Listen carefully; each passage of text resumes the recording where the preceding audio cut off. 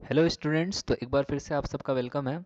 तो coordinate geometry की इस सीरीज़ में हम एक क्वेश्चन के साथ आए हैं जिसमें पूछा गया हमसे, do the points 3, 2 and -2, -3 and 2, 3 forms a triangle. If so, name the type of triangle formed. First of all, in this question we have been given that 3 points. Okay, first of all we need to find whether it is forming a triangle. If it will form triangle, then we have to tell what type of triangle it will be. Okay, so in order to do such kind of question, first of all we have to check first part of this question, in which we have been given whether it is forming a triangle. So we have to go with basics, whether it is forming a triangle. So for forming a triangle, it should follow a triangle inequality. What is triangle inequality, by the way? That is, sum of any two sides of triangle should be greater than third side. तो हर किसी भी दो side का अगर सम लोगे triangle का, अगर वो थर्ड साइड से ग्रेटर हुआ तो वो ट्राइंगल फॉर्म करेगा। तो ये प्राइमरी कंडीशन होती है एक ट्राइंगल को प्रूव करने के लिए। एक बार प्रूफ हो जाएगा कि कौन सा ट्राइंगल है, मतलब ये ट्राइंगल फॉर्म हो रहा है कि नहीं, then we can tell what type of triangle it will be, based on whether all sides are equal, whether two sides are equal, whether no sides are equal, whether it is following the Pythagoras theorem or not. So ये सब से हम prove कर सकते हैं कि कौन सा ट्राइंगल होगा। सबसे पहले फर्स्ट पार्ट में देखते हैं कि ये ट्राइंगल होगा कि नहीं। तो हमने अभी भी डिस्टेंस फार्मूला पढ़ा है, तो पॉइंट्स हमको दिए हैं, तो हम अब साइड्स की लेंथ इजीली कैलकुलेट कर सकते हैं बाय यूजिंग डिस्टेंस फार्मूला। ठीक है, तो सबसे पहले इस पॉइंट्स की नेमिंग कर देते हैं। सपोज करो पी है, पी का नाम है 3, 2, पी का कोऑर्डिनेट, और क्यू का सपोज कोऑर्डिनेट है -2, -3, और सपोज आर का कोऑर्डिनेट है 2, 3। ओके, सपोज ये हमारे कोऑर्डिनेट्स हैं। ओके, ठीक है, ये ट्राइंगल होगा। क्लियर। और सबसे पहले हम जानते हैं कि दो पॉइंट अगर है हमारे पास गिवन x1, और सपोज b है कोई x2, तो अगर हमको ए बी के बीच में डिस्टेंस निकालनी है, तो हम डिस्टेंस फार्मूला का यूज़ कर सकते हैं, जो कि कहता है A B equal to √x2 - x1 का whole square plus y2 - y1 का whole square. This is our distance formula in order to calculate distance between two given coordinates points. Okay, तो ये हमारा फार्मूला यूज़ में आने वाला है। और दूसरी बात हम जो यहाँ पे यूज़ करेंगे, दैट इज़ ट्राइंगल इनइक्वालिटी, जो कहता है sum of any two sides, sum of any two sides must be greater than third side, this is your triangle inequality. Okay, that means अगर इस ट्राइंगल से आप देख के बताओ, तो P Q plus Q R की वैल्यू ग्रेटर देन होना चाहिए थर्ड साइड क्या है, पी आर, और Q R plus P R की वैल्यू ग्रेटर देन होना चाहिए पी क्यू से। और एक और कॉम्बिनेशन पॉसिबल है, that is P Q plus P R की वैल्यू ग्रेटर देन होना चाहिए किससे, क्यू आर से।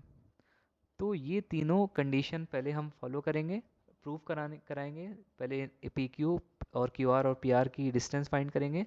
देन इन कंडीशन को हम प्रूव करने में अगर आ, सफल हो गए, तो हम कह सकते हैं कि हम हमारा ट्राइंगल जो है, ये हमारे पॉइंट्स जो हैं वो ट्राइंगल फॉर्म करेंगे। ठीक है, तो फर्स्ट पार्ट हमारा हो जाएगा अगर ये ट्राइंगल इनइक्वालिटी ये फॉलो करेगा। तो सबसे पहले पी क्यू की वैल्यू फाइंड करते हैं।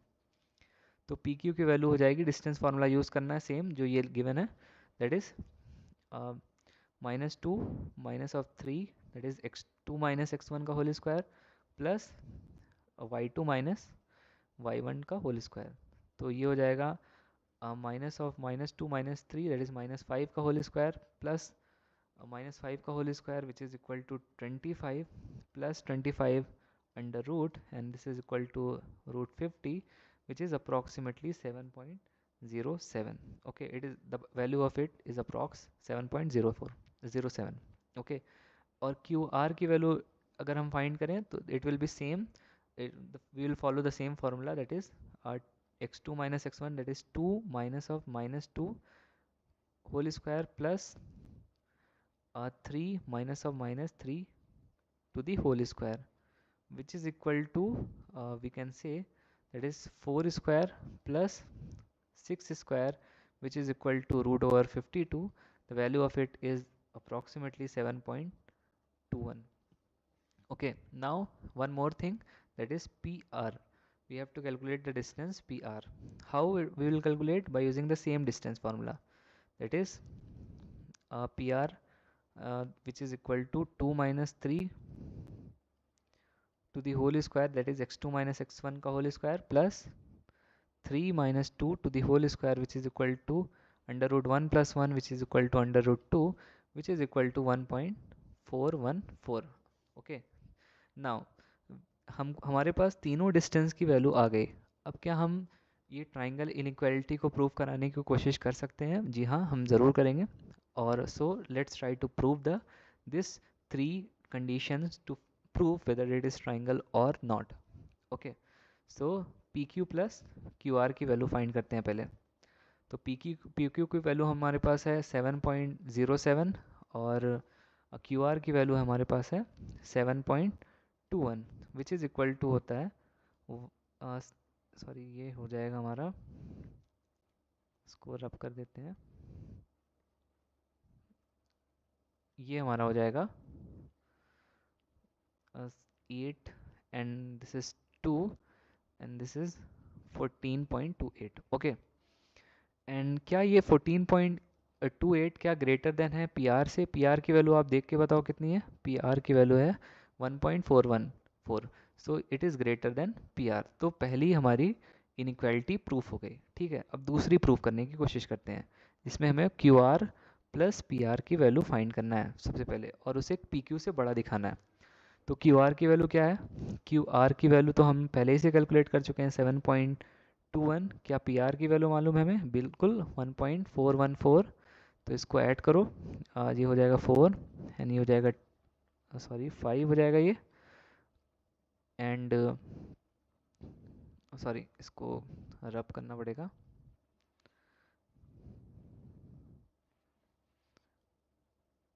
यस, सो ये हो जाएगी value 4 and this is 2 and this is 6 and this is 8, so this is 8.624। क्या ये ग्रेटर देन है PQ से? जी हाँ, PQ की वैल्यू है 7.07, 8.624 ग्रेटर देन है 7.07 से, तो ये कह देंगे कि ये भी इक्वालिटी हमारी प्रूफ हो गई। तो ये भी इनइक्वालिटी प्रूफ है। अब third inequality, that is PQ plus PR की वैल्यू हमको ग्रेटर दिखाना है QR से। तो PQ प्लस PR की वैल्यू हम फाइंड करते हैं, PQ प्लस PR। सो PQ की वैल्यू क्या गिवन है हमें? 7.07 हमने कैलकुलेट करी है, और PR की वैल्यू क्या हमें पता है? बिल्कुल 1.414। तो इसको कैलकुलेट करो, that is 4 and this is 8 and this is 4 and this is 8, सो 8.484। क्या ये ग्रेटर देन है QR से? QR की वैल्यू क्या है? 7.21, तो ये ग्रेटर देन है QR से। तो ये थर्ड वाली इनइक्वालिटी भी हमारी प्रूफ हो गई। Since it is following the triangle inequality, hence we can say this PQ are forming a triangle, hence PQ R is a triangle। तो फर्स्ट पार्ट हमारा क्वेश्चन का कंप्लीट हो गया और हमने फाइंड कर लिया कि PQR एक ट्रायंगल फॉर्म कर रहा है। और सेकेंड पार्ट में पूछा गया है, अगर वो ट्रायंगल फॉर्म कर रहा है तो हमको उस ट्रायंगल का नाम बताना है। We have to tell the name of the triangle. So कौन सा ट्रायंगल है, उसके लिए हम PQ, QR और PR के बारे में थोड़ा सा बात करते हैं। तो अगर हम ध्यान से देखें तो PQ और QR और PR तीनों अलग अलग वैल्यू हैं। एक PQ की वैल्यू है 7.07 और QR की वैल्यू है 7.21 और PR की वैल्यू है 1.414। तो तीनों अलग अलग हैं, तो वो इक्विलेटरल ट्रायंगल तो हो नहीं सकता। इक्विलेटरल ट्रायंगल के लिए तीनों साइड्स इक्वल होनी चाहिए। क्या ये आइसोसेलेस ट्रायंगल हो सकता है? नहीं, आइसोसेलेस ट्रायंगल भी नहीं होगा। क्यों? Because for isosceles triangle to sides of triangle must be equal, but here all sides are non equal, so it will not be a it will not be N isosceles triangle. क्या ये scalene triangle है? जी हाँ बिल्कुल, क्योंकि तीनों sides अलग अलग हैं तो वो हमारा स्केलेन ट्राइंगल हो सकता है। क्या ये राइट एंगल ट्राइंगल हो सकता है? एक बार इसको फाइंड करने के लिए हमको पाइथागोरस थ्योरम को प्रूव कराना पड़ेगा। अगर हम ध्यान से देखें तो क्यू आर की वैल्यू है √52 और पी क्यू की वैल्यू है √50 और पी आर की वैल्यू है √2। तो क्या क्यू आर का होल स्क्वायर दैट इज √52 का होल स्क्वायर दैट इज 52 की वैल्यू क्या 50 प्लस 2 का होल स्क्वायर है? √50 प्लस √50 होल स्क्वायर प्लस √2 का होल स्क्वायर है क्या? बिल्कुल है। तो ये हम प्रूव कर सकते हैं कि क्यू आर स्क्वायर की वैल्यू होनी चाहिए P Q square plus P are square के। तो हम अगर एल एच एस की बात करें तो एल एच एस में हमारा है Q R square. Q R की वैल्यू क्या है? √52। इसका होल स्क्वायर करो तो ये बचेगा हमारा 52। और आर एच एस क्या है हमारा? आर एच एस है P Q square. P Q की वैल्यू है √50 का होल स्क्वायर। की पी आर की वैल्यू क्या है? √2 का whole square which is equal to 50 plus 2 which is equal to 52। Since LHS equal to RHS, hence it is a right angle triangle. Right angle triangle because it is following Pythagoras theorem. Because it is following Pythagoras theorem. It is following Pythagoras theorem. Okay तो एक बार जल्दी से देखते हैं इस question में हमने क्या किया। फर्स्ट ऑफ ऑल इस क्वेश्चन में हमें गिवन था 3 पॉइंट, एक 3,2 था, एक -2, -3 था और एक था हमारा 2,3। उसमें पूछा था कि क्या ये ट्राइंगल फॉर्म कर रहा है, अगर हाँ तो कौन सा ट्राइंगल है उसका नाम आप बता दो। तो हमने ट्राइंगल को प्रूव करने के लिए एक सिंपल सी बेसिक सी प्रॉपर्टी लगाई ट्राइंगल की कि sum of two sides of any triangle should be greater than third side.